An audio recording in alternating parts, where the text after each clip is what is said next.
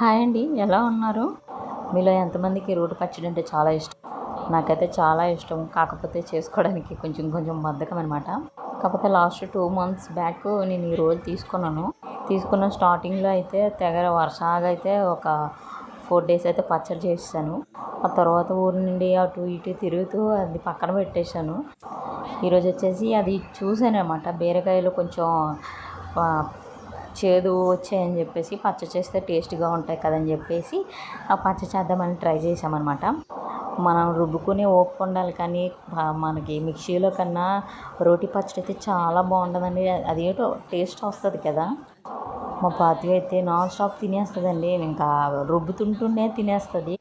తనకి ఇష్టమే. అండ్ మనం కూడా చిన్నప్పుడు అమ్మ రోల్లో రుబ్బుతున్నప్పుడు మనం తినేద్దాం. ఇప్పుడైతే మిక్సీలు గ్రైండర్లు వచ్చాయి, కానీ ఇంతకుముందు ఇలాగ రోల్ ద్వారా చేస్తూనే అది ఆ రుచి వేరే కదా.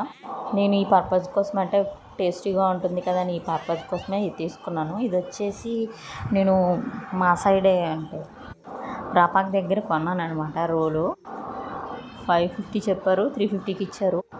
క్వాంటిటీ తక్కువ పడుతుంది, కానీ అంటే బయట పడిపోదండి ముద్దయినది. మనము ఏది రుబ్బినా సరే ఎడ్జెస్ మనకి కొంచెం బారుగా ఇచ్చడం వల్ల అదైతే మనం ఏది రుబ్బామంటే అది బయట పడిపోదు.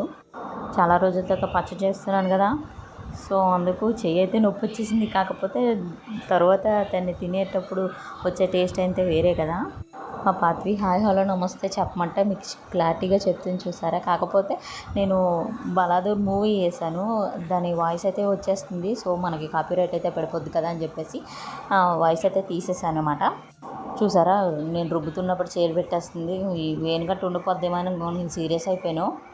వినదండి. ఇంతకుముందు పచ్చడి చేసినప్పుడు కూడా నాన్ స్టాప్ నాకేసింది అనమాట. ఎవరికి ఇవ్వాలన్నా ఎంగిల్ చేస్తుంది అని చెప్పేసి అనిపిస్తుంది. కాకపోతే ఇంట్లో మనమే తిన్నాం కదా అని చెప్పేసి మరి ఏమనము. చూసారా నన్ను ఎలా సైలెంట్గా ఉండమని చెప్తుందో.